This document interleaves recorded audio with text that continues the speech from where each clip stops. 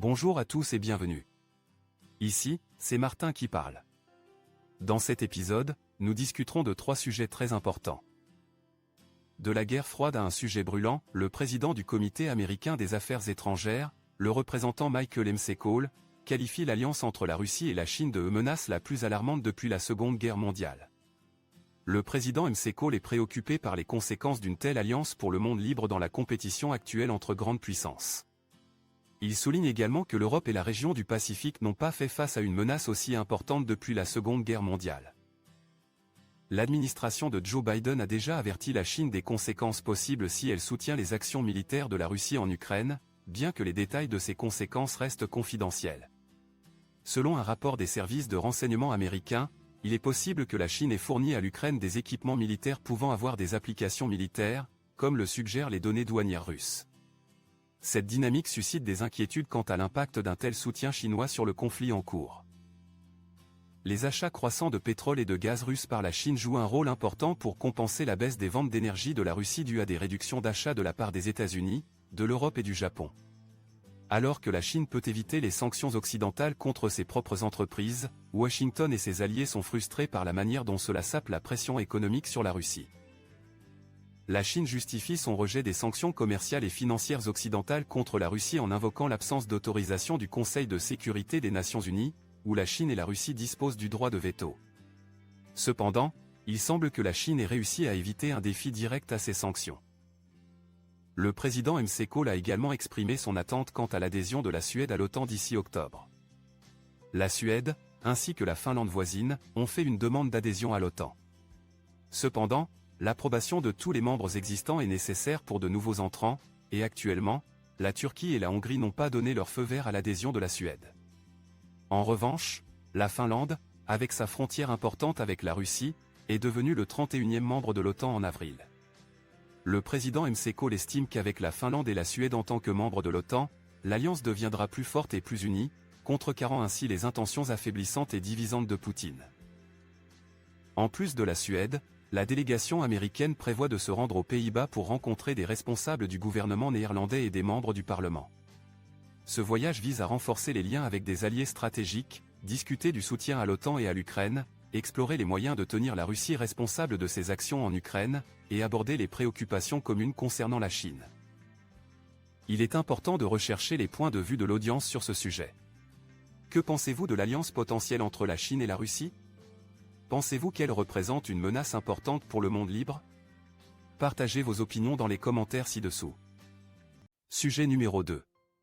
L'arsenal Armageddon de la Russie, l'activation du missile RS-28 de 208 tonnes pourrait effacer la France ou le Texas de la carte.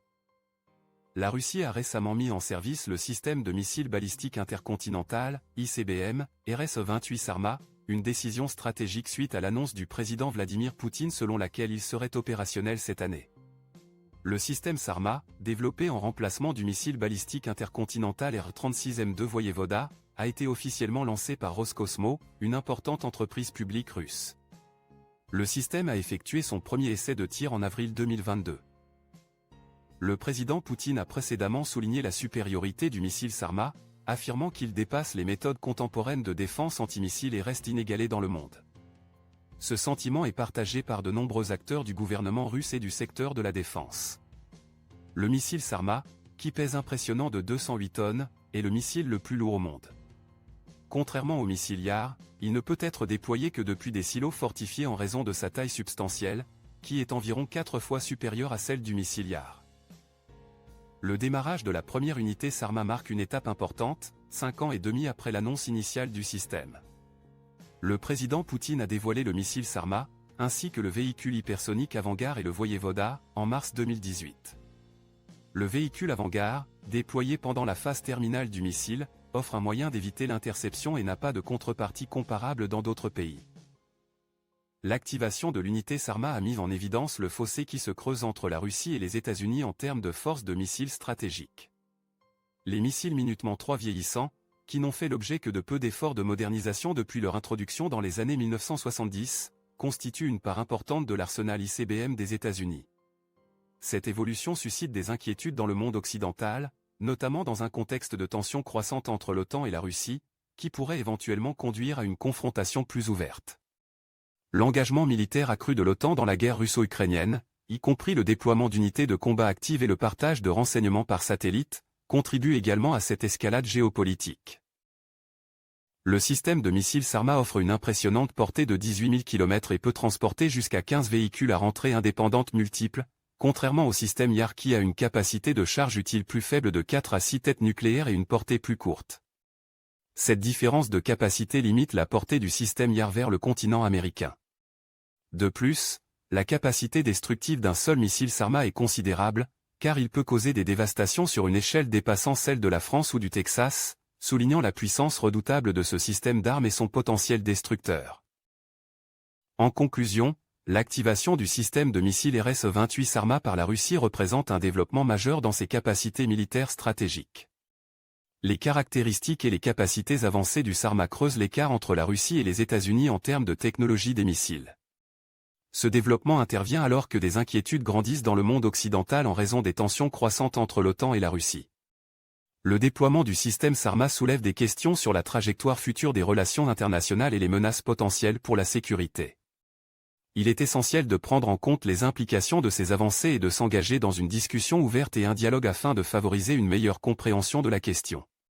Qu'en pensez-vous? N'hésitez pas à partager vos opinions dans la section des commentaires ci-dessous.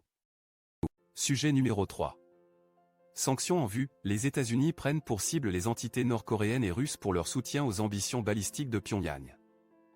Les États-Unis ont mis en place des sanctions contre des individus et une entreprise accusée de soutenir le programme de missiles balistiques de la Corée du Nord. Cette action fait suite au lancement infructueux par la Corée du Nord d'un satellite espion.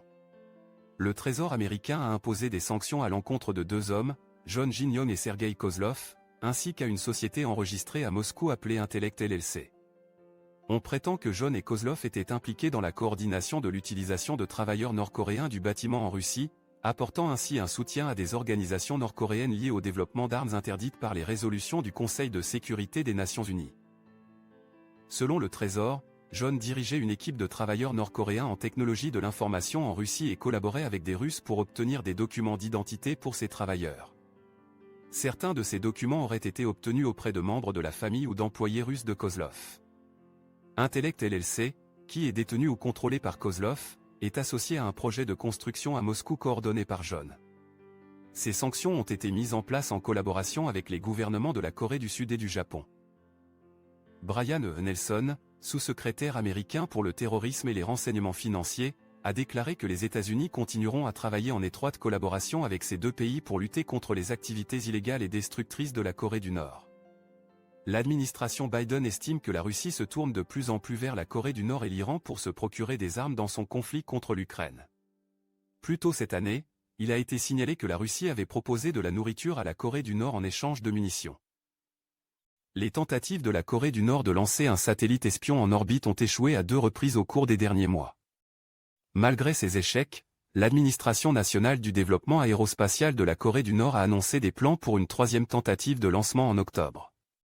Les résolutions du Conseil de sécurité des Nations Unies interdisent à la Corée du Nord de procéder à des lancements impliquant des technologies balistiques. Il est important de prendre en compte les implications plus larges de ces actions et leur impact sur les dynamiques régionales. Les sanctions américaines sont une réponse à la poursuite par la Corée du Nord de capacités d'armement interdites et à son refus de respecter les résolutions de l'ONU. De plus, l'implication présumée de personnes et d'entités russes soulève des inquiétudes quant à la relation entre la Russie, la Corée du Nord et le conflit en cours en Ukraine. Compte tenu de la complexité de ces questions géopolitiques, il est crucial de favoriser une discussion qui encourage les perspectives diverses. Qu'en pensez-vous? N'hésitez pas à partager vos opinions et vos réflexions dans la section des commentaires ci-dessous.